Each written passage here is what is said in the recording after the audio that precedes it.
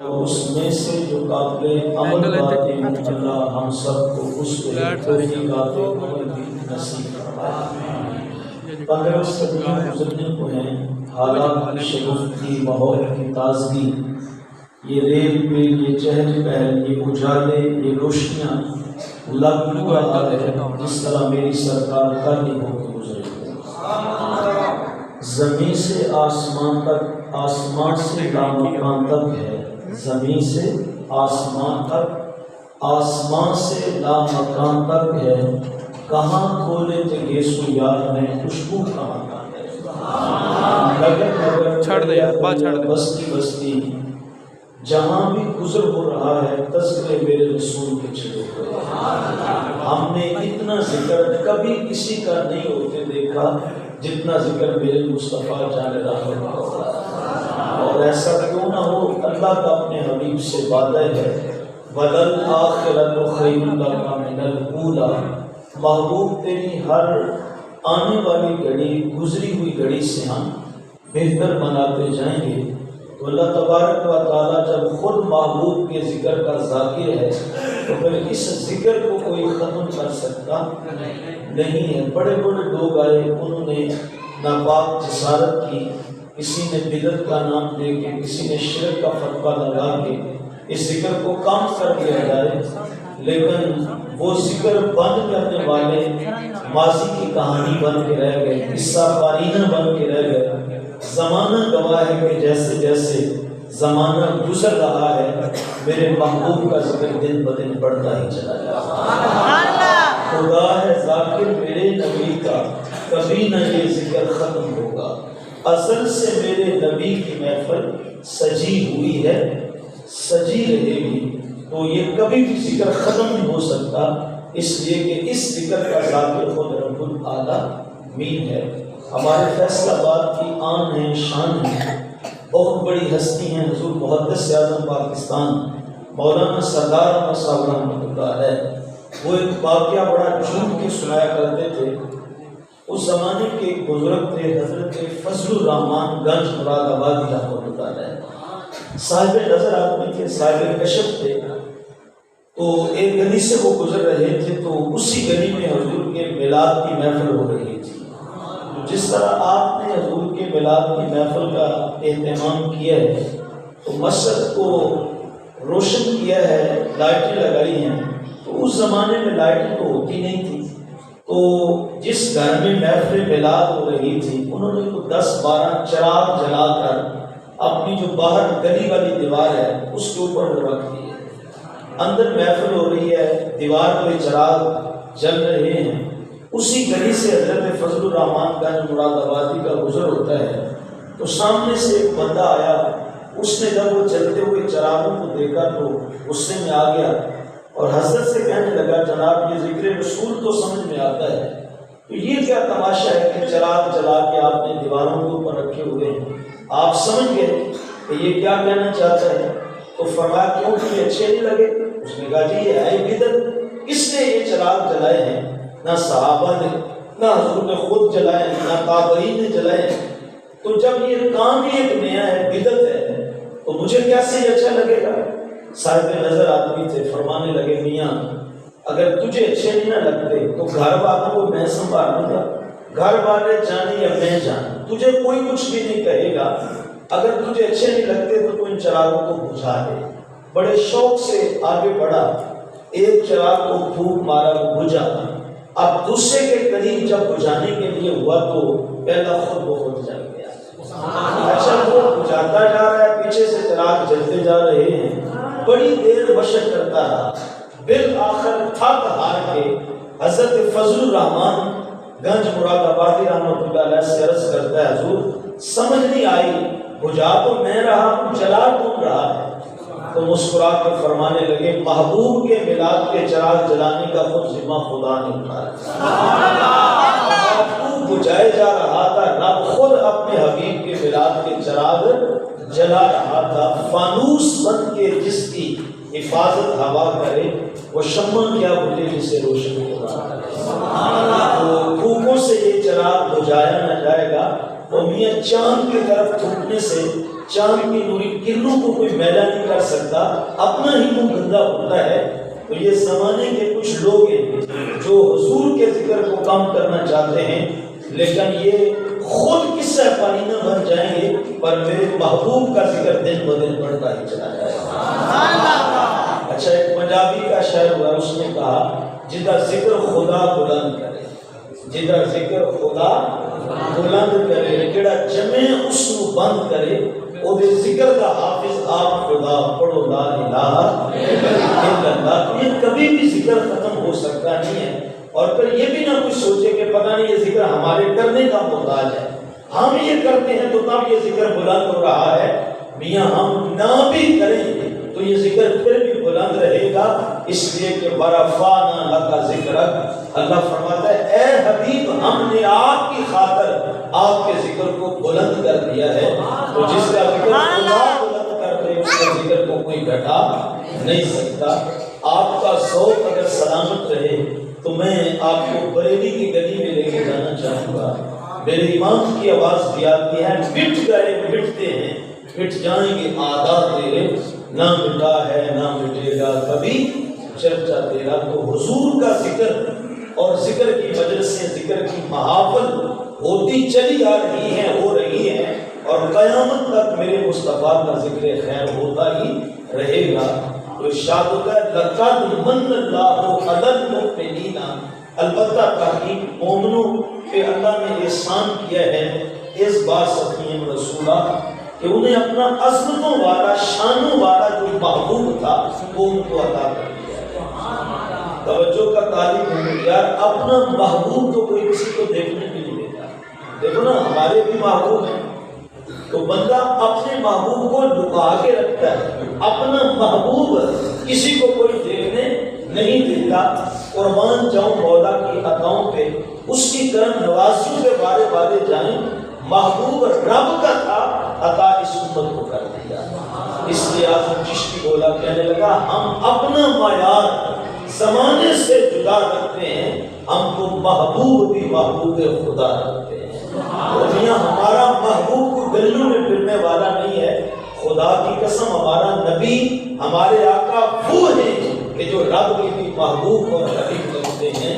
تو کہا کہ لقد من اللہ علی المؤمنین، البتہ تحقیق مومنوں پہ اللہ نے احسان کیا ہے اس بات سفیم رسولہ کہ انہیں اپنا عظمتوں والا شانوں والا جو محبوب تھا وہ عطا کر دیا ہے۔ دیکھو ہم نے کوئی دعائیں بھی نہیں کی ہیں، کوئی رات جگہ بھی نہیں کاٹے ہیں، کوئی وظیفے بھی نہیں پڑھنے پڑے ہمیں، کوئی چلے بھی نہیں ہمیں کاٹنے پڑے، یہ تو ہمارا نصیب ہے۔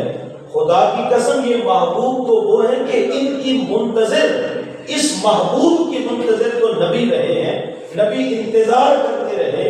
حضرت ابراہیم علیہ السلام کو یہاں تک عرض کر دیتے ہیں ربنا وابعث فیہم رسولا، مولا اب تو وہ اپنا حبیب بھیج دے، اب تو میری آنکھیں انتظار کر کر کے بوڑھی ہو گئی ہیں، ہمیں انتظار بھی نہیں کرنا پڑا، یہ ہمارا نصیب ہے۔ ہم پیدا ہوئے تو ہمارے باپ مسجد سے مولوی صاحب کو بلا کے لے آئے، انہوں نے کان میں اذان کہی، ساتھ بشارت دی آنے والے مبارک ہو محمد عربی کا غلام بن گیا۔ تو اتنا بڑا ہمارے اللہ نے کرم کیا کہ جو اس کا محبوب نبی تھا وہ اپنا محبوب اللہ تعالیٰ نے اس امت کو عطا کر دیا۔ لوگ آج یہ سوال کرتے ہیں کہ تمہیں ہو کیا گیا ہے، تم اتنی محفلیں کروا رہے ہو، لنگر پکا رہے ہو، خوشیاں منا رہے ہو، حضور کی آمد کے جشن منا رہے ہو، ہوا کیا ہے؟ تو ہم کہتے ہیں کہ جس کو اللہ تعالیٰ نے اپنا محبوب نبی دے دیا ہو وہ خوشیاں نہ منائے تو کیا کرے، وہ چراغاں نہ کرے تو وہ کیا کرے، وہ جشن نہ منائے تو کیا کرے۔ اسی لیے ہم کہتے ہیں فضل رب العلا اور کیا چاہیے، فضل رب العلا اور کیا چاہیے، مل گئے مصطفیٰ اور کیا چاہیے، دامن مصطفیٰ جس کے ہاتھوں میں ہو اس کو روز جزا اور کیا چاہیے۔ ایک حدیث سنیے، ایمان کو تازہ کیجیے، نبی رحمت صلی اللہ علیہ وسلم کے حدیث سے پاک ہے اور حضور کی یہ مدنی زندگی کا واقعہ ہے۔ مکہ کے قریب ایک غزوہ ہوتا ہے، اس غزوہ کے اندر اللہ تعالیٰ نے مسلمانوں کو فتح عطا کی۔ مسلمانوں کو جب فتح ملی جو مال غنیمت آیا، حضور مجاہدین میں اس مال غنیمت کو جب بانٹنے لگے تو سرکار نے مجاہدین کی 2 لائنیں بنا لی، ایک لائن میں مہاجرین مکہ کو کھڑا کر دیا اور دوسری لائن میں حضور نے انصار مدینہ کو کھڑا کر دیا۔ اب مال غنیمت تقسیم جب ہونے لگا تو حضور نے مکے والوں کو زیادہ مال دیا اور مدینے والوں کو کم مال دیا۔ ایک انصاری صحابی کھڑے ہو گئے، عرض کرتے ہیں بندہ نواز، آپ جب بھی بانٹتے ہیں، جب بھی تقسیم کرتے ہیں، حضور کبھی ایسا نہیں ہوا کہ آپ نے کسی کو زیادہ دیا ہو، کسی کو کم دیا ہو، کوئی اپنا ہے یا بیگانہ ہے، کوئی امیر ہے یا غریب ہے، کوئی گورا ہے یا کالا ہے، کوئی چھوٹا ہے یا بڑا ہے، کوئی ادنا ہے یا اعلیٰ ہے۔ حضور آپ جب بانٹا کرتے ہیں تو سبھی کو آپ ایک جیسا دیتے ہیں۔ ایک ہی صف میں کھڑے ہو گئے محمود و ایاز، نہ کوئی بندہ رہا نہ کوئی بندہ نواز تھا۔ حضور آپ کو سب کو ایک جیسا دیا کرتے ہیں اور عدل کے ساتھ، انصاف کے ساتھ سب کو ایک ہی طرح کا عطا اور ایک جیسا عطا کرتے ہیں، کوئی فرق اور امتیاز حضور آپ نہیں کرتے ہیں۔ اگر آپ کی توجہ ہو تو حضور کے بچپن کا ایک واقعہ آپ کی سامنے رکھنا چاہتا ہوں۔ اماں حلیمہ بیان کرتی ہیں، اور ویسے بھی میں کہا کرتا ہوں کہ اگر حضور کے میلاد کی محفل ہو تو اس میں اماں حلیمہ کا ذکر نہ کیا جائے تو محفل ادھوری ادھوری لگتی ہے۔ بڑی تو نے توقیر پائی حلیمہ، بڑی تو نے توقیر پائی حلیمہ، بنی تو محمد کی دائی حلیمہ۔ اتنی بختوں والی خاتون ہے کہ جس کو اللہ تبارک و تعالیٰ نے اپنے محبوب کو دودھ پلانے کے لیے جس کا چناؤ کیا ہے اور اس کا انتخاب کیا ہے۔ میرے آقا کریم علیہ السلام جب اماں حلیمہ مدینے میں تشریف لاتی ہیں تو حضور کھڑے ہو کر استقبال کرتے ہیں اور اپنی کالی کملی جس کی رنگ قرآن میں قسمیں اٹھاتا ہے وہ اپنی ماں کے قدموں کے نیچے بچھا دیتے ہیں اور حضور بار بار اماں اماں کہہ کے پکارتے ہیں۔ حضور نے ادب کیا، حضور نے اماں حلیمہ سے بڑی شفقت اور بڑا پیار کیا ہے۔ اماں حلیمہ کہتی ہیں کہ میں جب حضور کو اٹھا کر کے اپنے قبیلے لے کر آئی دودھ پلانے کی غرض سے، تو کہتی ہیں میں جب بائیں طرف سے حضور کو دودھ پلاتی تھی تو حضور انکار کرتے تھے، اور جب دائیں طرف سے دودھ پیش کرتی تو حضور نوش فرما لیتے۔ کہتی ہیں میں سوچا کرتی تھی لیکن پھر خیال آتا کہ پتہ نہیں کوئی ویسے ہی یہ بائیں طرف سے نہیں پیتے دائیں طرف سے پی لیتے ہیں، کوئی بات نہیں۔ تو کہتی ہیں ایک دن میں گھر سے باہر کسی کام کی غرض سے گئی تو مجھے ذرا واپس پلٹتے ہوئے تاخیر ہو گئی، اور میں جب واپس آ رہی تھی تو ایک ہی خوف دامن گیر تھا، وہ یہ تھا کہ میرے محمد کو بھوک لگی ہوگی، تو میں جلدی جلدی بھاگ کر آ رہی تھی کہ جلدی جلدی گھر پہنچوں، سونے محمد کو اٹھاؤں اور دودھ پیش کروں۔ تو کہتی ہیں میں دوڑی چلی آ رہی تھی، جب اتنی دیر سے تاخیر سے گھر پہنچی تو میں نے کتنا عجیب منظر دیکھا۔ میں تو پریشان ہو رہی تھی کہ محمد رو رہا ہوگا اور وہ دودھ کی اس کو شدت سے بھوک لگی ہوگی، لیکن کہتی ہیں میں نے جب اپنے آنگن میں اپنے بیڑے میں قدم رکھا تو کیا دیکھتی ہوں کہ حضور پالنے میں ہیں، بگوڑے میں ہیں، اور میرے محبوب مسکرائے جا رہے ہیں، اور جدھر سرکار کی انگلی جاتی ہے آسمانوں کا چاند ادھر ہی جھک جاتا ہے۔ چاند جھک جاتا جدھر انگلی اٹھاتے وقت میں، کیا ہی چلتا تھا اشاروں پر کھلونا نور کا۔ تو کہتی ہیں میں نے جلدی سے آگے بڑھی، دودھ کو اٹھایا، سینے کے ساتھ لگایا، تو میں نے دودھ پیش کیا تو یاد ہی نہ رہا، کیونکہ میں تو گھبرائی ہوئی تھی کہ میں آج لیٹ ہو گئی، تو مجھے یاد ہی نہ وہ پہلے والا معاملہ رہا۔ میں نے بائیں طرف سے جب دودھ پیش کیا حضور نے انکار کر دیا، اور دائیں طرف سے پیش کیا تو حضور نے جامع نوش فرما دیا۔ میں بڑی پریشان ہوئی، میں نے آج سوچا کہ یہ کوئی مسئلہ ہے جس کی وجہ سے حضور جان بوجھ کر بائیں طرف سے نہیں پیتے، دائیں طرف سے دودھ جو ہے وہ نوش فرماتے ہیں۔ کہتی ہیں میں ڈاڈی پریشان ہو رہی تھی کہ وجہ کیا ہے، تو میرے میں تو خرابی نہیں ہے، حضور بائیں طرف سے پیتے نہیں ہیں دائیں طرف سے پیتے ہیں۔ کہتی ہیں جب میں پریشان ہوئی تو کیا دیکھتی ہوں غیب سے آواز آتی ہے، آواز آئی حلیمہ تیرے میں کوئی خرابی نہیں ہے، اصل بات یہ ہے کہ میرا محبوب دنیا میں عدل کا درس دینے ہی تو آیا ہے۔ میں نے عرض کیا اللہ اس میں عدل والی کون سی بات ہے؟ تو فرمایا اے حلیمہ ایک تیرا اپنا بیٹا ہے، سگا بیٹا جو تیرا جایا ہے، جس کو تو نے جنم دیا ہے، کہا ہاں یا اللہ وہ تو ہے. آواز آئی غیب سے حلیمہ بائیں طرف تیرے سکے بیٹے کا حق ہے، دائیں طرف میرے محبوب کا حق ہے. میرا محبوب بائیں طرف چھوڑ کر دائیں طرف سے دودھ پی کر زمانے کو بتا رہا ہے کہ لوگوں حق اپنا لیا کرتے ہیں، اپنے بانیوں کا حق نہیں ہے. سبحان اللہ. حضور کی محفل میلاد میں آنے والوں ذرا غور کرنا. دیکھو جہاں پر حضور کی آمد پہ جشن مناتے ہو، جہاں پر حضور کی آمد پہ خوشیاں مناتے ہو، جہاں پر حج کرتے ہو، نمازیں پڑھتے ہو، یہ سب کچھ کرتے ہو اور حضور کے لنگر کی دیگیں پکاتے ہو، میں کہا کرتا ہوں وہاں حضور کی سیرت کو اپنانے کی کوشش کرو، حضور کی سیرت کو سمجھو اور حضور کی سیرت کو اپنا لو. یقین جانو یہ جہاں بھی سمجھ جائے گا، اگلا جہاں بھی آباد ہو جائے گا، قبر بھی روشن اور منور ہو جائے گی. ہمارا عقیدہ کیا ہے؟ میرے محبوب کی صورت جیسی کسی کی صورت بھی نہیں ہے، حضور کی صورت جیسی کائنات میں کسی کی صورت بھی نہیں ہے. ہمارے آقا اتنے سونے ہیں کہ سارے سونے پیچھے ہیں. میرے محبوب کا حسن ایسا حسن ہے کہ ساری کائنات کا حسن میرے مصطفیٰ کے حسن کی خیرات ہے.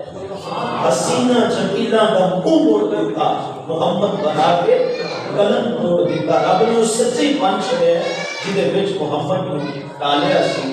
اور اقبال بولا کہنے لگا رخ مصطفیٰ ہے وہ آئینہ کہ اب ایسا دوسرا آئینہ نہ کسی کی بزم خیال میں، نہ دکان آئینہ ساز میں. ہمارا ایمان ہے میرے محبوب کی صورت جیسی کائنات پہ کسی کی صورت نہیں ہے. وہاں ہمارا یہ بھی ایمان ہے کہ میرے آقا کی سیرت جیسی کائنات میں کسی کی سیرت بھی نہیں ہے. پھر مجھے امام یاد آئے. میرے امام نے کہا تیرے خلق کو حق نے عظیم کہا.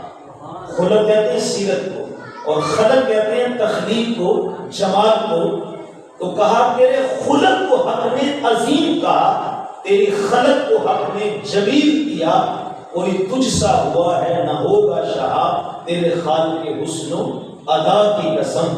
تو آئیے حضور کے حسن کا بیان بھی کیجئے، حضور کے خد و خال کا بیان بھی کیجئے، حضور کی عظمت و شانوں کا بیان بھی کیجئے، پر وہاں ساتھ مصطفیٰ کی سیرت کو اپنانے کی کوشش بھی کیجئے. حضور کو پیدا ہوئے ہیں اور اماں حلیمہ کی گود میں ابھی دودھ پی رہے ہیں، تو حضور امت کو یہ پیغام دے رہے ہیں کہ حق اپنا لیا کرتے ہیں، اپنے بھائیوں کا حق لیا نہیں کرتے ہیں. آپ مجھے بتائیں ایک بندہ محفل میلاد بھی کروائے، وہ نمازیں بھی پڑھتا ہو، بہن کا حق بھی کھا جائے، بھائیوں کا حق بھی کھا جائے، رشتہ داروں کا حق بھی کھا جائے، یتیم بتیجوں کا حق بھی کھا جائے، دیوار کرتے ہوئے اپنے ہمسائے کی بھی 4 انچ دبا جائے، تو ایمان سے بتاؤ پھر حضور راضی ہوں گے یا ناراض؟ آقا ناراض ہوں گے. آقا فرمائیں گے میں نے تو پیدا ہوتے ہی دودھ پیتے ایام میں بھی تمہیں یہی پیغام دیا تھا کہ اپنا حق لیا کرتے ہیں، اپنے بھائیوں کا حق لیا نہیں کرتے ہیں. دیکھو معذرت کے ساتھ میں 5 منٹ کچھ باتیں آپ سے ایسے ہی کرنے لگا ہوں کہ جو شاید آپ کی طبع پر گران گزرے، لیکن یہ باتیں تلخ ہو سکتی ہیں پر حقیقت کے برعکس نہیں ہیں. آج رپورٹ کرنے والوں نے، سروے کرنے والوں نے سروے کیا ہے اور انہوں نے رپورٹ شائع کی ہے. آج پوری دنیا کے اندر جو سب سے زیادہ درود آقا کی ذات پہ پڑھا جا رہا ہے تو وہ ملک پاکستان میں پڑھا جا رہا ہے. خوش آئند بات ہے، اس بات کو سن کر خوشی ہوئی ہے نا. پاکستان والے سب سے زیادہ درود اپنے آقا کی ذات پہ پڑھتے ہیں اور سروے کرنے والوں نے یہ رپورٹ بھی شائع کی ہے. انہوں نے کہا کہ سب سے زیادہ جو مساجد ہیں پوری دنیا کے ممالک کے اندر وہ کسی اور ملک میں نہیں ہے، وہ ملک پاکستان میں ہے. بلکہ انہوں نے یہ بھی سروے کیا اور یہ رپورٹ شائع کی ہے کہ سب سے زیادہ جو محافل ہوتی ہیں وہ بھی کسی اور ملک میں نہیں ہوتی، وہ ملک پاکستان میں ہوتی ہے. تو ایمان سے بتاؤ مسجدیں کہاں کس ملک میں زیادہ ہیں اور درود پاک کس ملک میں زیادہ پڑھا جاتا ہے اور محفلیں کس ملک میں زیادہ ہوتی ہیں. لیکن یہ بات ذرا سخت تو ہے، اس کو ہضم کیجئے گا، لیکن حقیقت بتانے لگا ہوں. سروے کرنے والوں نے یہ رپورٹ بھی شائع کی ہے وہ کہتے ہیں مساجد بھی سب سے زیادہ پاکستان میں، محافل بھی زیادہ پاکستان میں ہو رہی ہیں، اور جو درود پاک پڑھا جاتا ہے اپنے آقا کی ذات پہ وہ بھی ملک پاکستان میں زیادہ پڑھا جا رہا ہے، لیکن وہ کہتے ہیں سب سے زیادہ جو ملاوٹ ہوتی ہے، 2 نمبری ہوتی ہے، وہ بھی ملک پاکستان میں ہوتی ہے۔ توجہ کا طالب ہوں یار، ادھر ہم نمازیں بھی پڑھیں، ادھر ہم درود بھی پڑھیں، اور جس زبان سے درود پڑھنا ہے اس زبان سے گالی دینی سجتی ہے، اس زبان سے جھوٹ بولے تو ایمان سے بتاؤ پھر درود پڑھتا ہوا وہ زبان سجے گی؟ اگر آقا کی ذات پہ درود پڑھنا ہے تو پھر زبان کو پاکیزہ بھی رکھنا ہے۔ اگر آپ نے حضور کی آمد پہ جشن منانے ہیں، اپنے گھر کی مکان پہ کی چھت پہ اگر حضور کے میلاد کا جھنڈا لگانا ہے تو صاحبو پھر آپ کو اپنا کردار بھی ٹھیک کرنا ہوگا۔ آج ہمارا کردار کیا ہے؟ آج ہمارا اخلاق کہاں چلا گیا؟ آج تو میاں ہم نے اپنے مکان کا جو فرنٹ ہے وہ لائٹوں سے روشن بھی کر رکھا ہو، اپنے مکان کی چھت پہ 4-5 حضور کے میلاد کے جھنڈے بھی گاڑ رکھے ہوں، لیکن اس کے باوجود کوئی ہمارے سے رشتہ کرنا چاہے، کوئی ہمارے سے کاروبار کرنا چاہے تو اس کو محلے والوں سے، ہمسایوں سے پوچھنا پڑے، جناب میں فلاں گھر والے سے کاروبار کرنا چاہتا ہوں، اس کے گھر رشتہ کرنا چاہتا ہوں، ذرا بتائیے یہ بندہ کیسا ہے؟ تو میں کہتا ہوں پھر ڈوب مرنے کا مقام ہے۔ اور میاں اگر تو نے اپنی منڈیر پہ حضور کے میلاد کا جھنڈا گاڑ رکھا ہے تو تیرا کردار ایسا ہونا چاہیے کسی کو پوچھنا نہ پڑے کہ تو کیسا ہے، لوگ آنکھیں بند کر کے تیرے سے کاروبار بھی کر لیں، معاملات بھی کر لیں، تیرے گھر میں رشتہ بھی کر لیں، یہ سوچ کر کہ جس نے یار کے میلاد والا جھنڈا اپنے گھر کی چھت پہ لگایا ہوا ہے یہ بندہ 2 نمبر ہو ہی نہیں سکتا، یہ بندہ بے ایمان ہو ہی نہیں سکتا ہے، یہ بندہ 2 نمبر ہو ہی نہیں سکتا ہے۔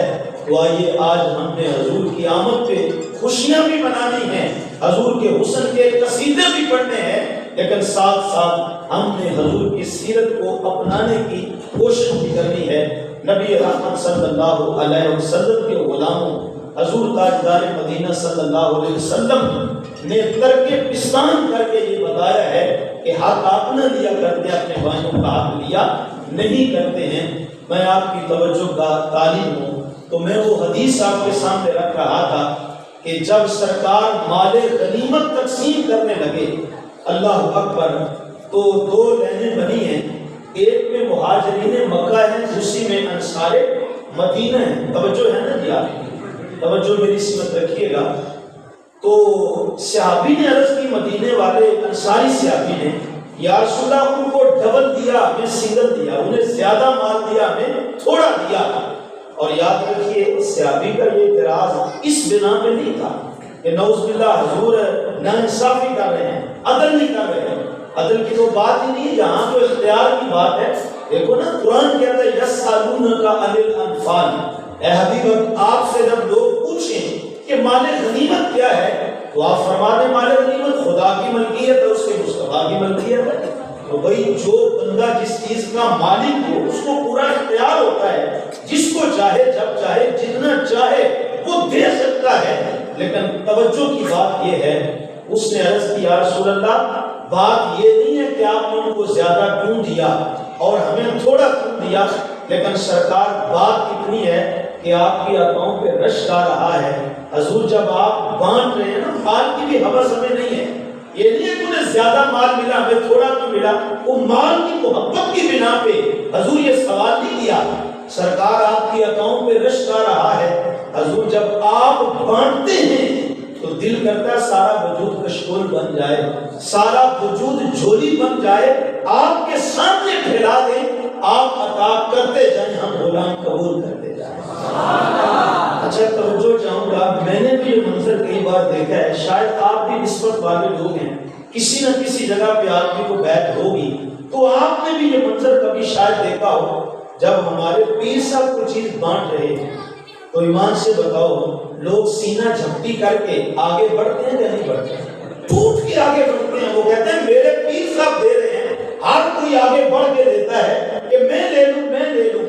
توجہ کا طالب ہوں، یار پیر طریقت اگر کوئی چیز بانٹ رہا ہو تو تو مرید ٹوٹ کے آگے بڑھتے ہیں۔ جب سرکار مدینہ کچھ بانٹ رہے ہوں گے، صحابہ کی لینے کی کیفیت کیا ہوگی؟ صحابہ کی لینے کی کیفیت کیا ہوگی؟ تو عرض کی یا رسول اللہ آپ کی عطاؤں پہ رشک آ رہا ہے، آپ میں مال زیادہ دے رہے ہیں، ہمارا بھی دل کرتا ہے حضور آپ ہمیں دیتے جائیں، ہمیں نوازتے چلے جائیں۔ تو سرکار عالم صلی اللہ علیہ وسلم نے فرمایا، جو حضور نے جواب دیا ذرا وہ دل کے کانوں سے سنیے گا، اور میں اگر اپنی گفتگو اس جگہ پہ چھوڑ بھی دوں، اذان کا ٹائم بھی قریب ہے، تو مجھے میرا خیال ہے افسوس نہیں رہے گا، اور آپ کو بھی یہ افسوس نہیں رہے گا کہ ہمیں کچھ بتا کے نہیں گئے، کچھ سنا کے نہیں گئے۔ یہ جملہ ہی اتنا خوبصورت ہے، توجہ کا طالب ہوں۔ جب انصار مدینہ میں سے ایک صحابی نے عرض کی یا رسول اللہ مکے والوں کو مال زیادہ ملا، ہمیں تھوڑا ملا ہے، اس کی وجہ کیا ہے؟ تو سرکار نے فرمایا مدینے والوں کوئی اور یہ بات کرے تو کرے، لیکن تمہارے منہ سے جچتی نہیں۔ یا رسول اللہ عطا کی باری ہو تو کس کا جی نہیں جائے گا وہ نہ لے؟ تو انہیں ڈبل ملا، ہمیں سنگل ملا۔ حضور نے فرمایا مدینے والوں اپنے بختوں پہ ناز کرو، اپنے مقدر پہ قربان جاؤ۔ مکے والوں کے حصے میں مال آیا ہے، مدینے والوں تمہارے حصے میں آمینہ کا لال آیا ہے۔ سبحان اللہ۔ مکے والوں کے حصے میں تو مال آیا ہے، تم اس بات پہ کہہ رہے تمہیں مال دے دیا، لیکن اس بات پہ بھی تو اللہ کا شکر ادا کرو نا، اپنے بختوں پہ ناز کرو نا، ان کے حصے میں مال آیا ہے، تمہارے حصے میں آمینہ کا لال آ گیا ہے۔ دیکھتے نہیں ہو میں نے مکہ چھوڑ کے پکا ڈیری مدینہ بنا لیا ہے۔ جب یہاں سے مکے والے مکے کو جائیں گے فقط مال لے کے جا رہے ہوں گے، لیکن تم جب یہاں سے مدینے رخصت ہوگے صرف مال لے کے نہیں جاؤ گے بلکہ آمینہ کے لال کو بھی لے کے جاؤ گے۔ اس کو سرکار مل جائیں اس کو اور کیا چاہیے؟ فضل رب العلا اور مل گئے مصطفیٰ، اور دامن مصطفیٰ جس کے ہاتھوں میں ہو اس کو روز جزا اور کیا قربان جاؤں۔ دیکھو جٹی مثال سے آپ کو ایک بات سمجھا کے بعد پھر دعا کی جانب لاتے ہیں۔ آج کسی بات کی وراثت تقسیم ہونے لگے تو جس بیٹے کے حصے میں کارنر کی دکان آ جائے، کارنر کا مکان آ جائے، تو وہ پوری برادری کو بتاتا ہے یا نہیں بتاتا؟ پورے خاندان میں ڈنڈورا پیٹتا ہے نا، نبی میں بڑا بختہ والا، میرے حصے میں کارنر والی دکان میرے حصے میں آئی ہے۔ جو اچھی لوکیشن پہ واقع مارکیٹ ہو، برتبے سڑک یا برتبے نہر، چند قلعے اراضی جس کے حصے میں آ جائے وہ تو اپنے بختوں پہ ناز کرے، وہ تو کہے میں مقدروں والا ہوں، میرے حصے میں کارنر والا مکان آیا ہے۔ اور میاں جس کے حصے میں کارنر والا مکان آئے اگر وہ بختوں والا ہے تو جس کے حصے میں آمینہ کا لال آیا ہے وہ کتنا بختوں والا، وہ کتنا نصیبوں والا ہوگا۔ میرے قبلہ کے والد گرامی ایک شعر بڑا جھوم کے پڑھا کرتے تھے، محمد جانے جانا ہے، محمد جانے جانا ہے، پیغمبر ہو تو ایسا ہو، رسولوں کی بشارت سے مبشر ہو تو ایسا ہو، امر تو گیر کا سب ہو، موقر ہو تو ایسا ہو، کیا ہم کو غلام کا مقدر ہو تو ایسا ہو۔ آپ بھی مقدر والے ہیں، میں بھی مقدر والا ہوں، ہم سب مقدر والے ہیں۔ اللہ نے اپنا محبوب نبی جو ہے وہ ہم کو عطا کر دیا۔ یقین جانیے یہ اتنی بڑی عطا ہے، یہ اتنی بڑی کرم نوازی ہے کہ اس سے بڑھ کر کوئی عطا نہیں ہو سکتی ہے۔ اور پھر دیکھو نا اس کائنات کے اندر جو سب سے بڑی دولت ہے وہ کیا ہے؟ وہ دولت ایمان، دولت، اور قیامت کے دن جو سب سے بڑی دولت ہوگی وہ کیا ہوگی؟ وہ رب العالمین کا دیدار ہوگا۔ قیامت کے دن کی سب سے بڑی دولت رب کا دیدار، اور اس دنیا کے اندر جو سب سے بڑی دولت ہے وہ دولت ایمان ہے۔ تو ایمان سے بتاؤ اللہ تعالیٰ نے محبوب کی نسبت کا صدقہ یہ ایمان ہم کو عطا کیا ہے۔ ہمیں تو اس لیے نہیں نا پتا، ہم تو اس لیے باقاعدہ شروع کر دیتے ہیں، شکوے کی زبان کھول لیتے ہیں، ایک دن دیہی نہ لگے، ایک دن دکان پہ گاہک نہ آئے تو پریشان ہو جاتے ہیں، اور ہم کہتے ہیں لوگ ہمارے مقدر ہی سو گئے ہیں۔ کوئی نوز باللہ اپنے مقدر کو گالی دے دیتا ہے۔ میاں اگر اپنا مقدر تمہیں دیکھنا ہو نا تو یہ نہ دیکھ میرے نام پراپرٹی کتنی ہے، تو نے یہ دیکھنا ہو کہ میں کتنا بختوں والا ہوں، تو یہ مت سوچا کر، یہ مت دیکھا کر کہ بھئی میرا بینک بیلنس کتنا ہے۔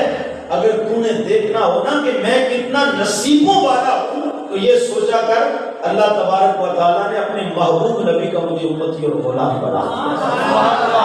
مجھے مت کہو کہ غریب ہے، مجھے مت کہو کہ غریب ہے، میرا سب سے اونچا نصیب ہے، میں غلام آل رسول ہوں، میرا دل مقام حبیب ہے۔ سبحان اللہ۔ ہم سے زیادہ مالدار کون ہے، ہم سے زیادہ امیر کون ہے کہ جو سرکار دو عالم صلی اللہ علیہ وسلم کا امتی اور غلام بن گیا۔ آخری حدیث سن لیں، میرے آقا علیہ السلام نے فرمایا اللہ نبیوں کو بھیجتا رہا، اللہ نبیوں کو بھیجتا رہا، امتوں کو بھیجتا رہا، اور کوئی نبی کسی امت کو عطا کر دیا گیا اور کوئی امت کسی نبی کے کھاتے میں ڈال دی گئی۔ حضور نے فرمایا اللہ نبیوں کو بھیجتا رہا، امتوں کو بھیجتا رہا، ان کے درمیان تقسیم ہوتی رہی، کوئی نبی کسی امت کو، کوئی امت کسی نبی کے سپرد کر دی گئی۔ حضور نے فرمایا میرے غلاموں اپنے بختوں پہ ناز کیا کرو، کتنے خوش بخت ہو، میں نبیوں کے سب سے آخر میں ہوں اور تم امتوں میں سب سے آخری امت ہو۔ فرمایا میں تمہارے حصے میں آ گیا ہوں، تم میرے حصے میں آ گیا۔ سبحان اللہ۔ سے بتاؤ جس کے حصے میں حضور آ جائیں وہ پھر خوشیاں نہ منائے تو کیا کرے؟ وہ کیوں نہ کہے مومنو خوشیاں مناؤ، کملی والا آ گیا، رب سنی گنگناؤ، کملی والا آ گیا۔ تو کبھی بھی یہ آج کی گفتگو کا پیغام سمجھیں اور میری پوری تقریر کا نچوڑ سمجھ لیں کہ آج کے بعد کبھی بھی آپ نے شکوہ رب سے بولی، کبھی سر میں درد ہو جائے، کبھی دیہڑی نہ لگے، کبھی دکان پہ گاہک نہ آئے تو شکوہ نہیں کرنا، یہ نہیں کہنا کہ یا اللہ تو نے مجھے دیا کیا ہے۔ آواز آتی ہے تو کہتا ہے دیا کیا ہے، اللہ کہتا ہے جو کچھ مجھے دیا تو کسی کو تو دی نہیں۔ 12 نبی ہیں ایسے جنہوں نے باقاعدہ دعا مانگی ہے یا اللہ نبی نہ بنایا ہوتا آخر زمان نبی کو امتی اور غلام بنا۔ سبحان اللہ۔ ہم نے تو میاں دعائیں بھی نہیں کی، یہ ہمارا بخت ہے۔ اللہ کہتا ہے تم نے دعائیں بھی نہیں مانگی پر نصیبوں والے ہو، اپنا محبوب نبی میں نے تم کو عطا کر دیا۔ تو ہم سے بڑا بخت والا کوئی اور نہیں ہو سکتا ہے۔ اللہ تبارک و تعالیٰ آپ اس محفل میلاد کو اپنی بارگاہ میں شرف قبولیت عطا فرمائے۔ مختصر وقت تھا، جو باتیں آپ سے کہیں اللہ کی بارگاہ میں دعا گو ہوں، اللہ اس میں اثر کی شیرینی ڈال کے آپ کے من میں اتار دے۔ ہم حضور کے حسن و جمال کا قصیدہ بھی پڑھیں اور سنیں سنائیں، اور ساتھ ساتھ حضور کی سیرت پاک کو اپنانے کی بھی اللہ ہمیں توفیق عطا فرما دے۔ وآخر دعوانا ان الحمد للہ رب العالمین۔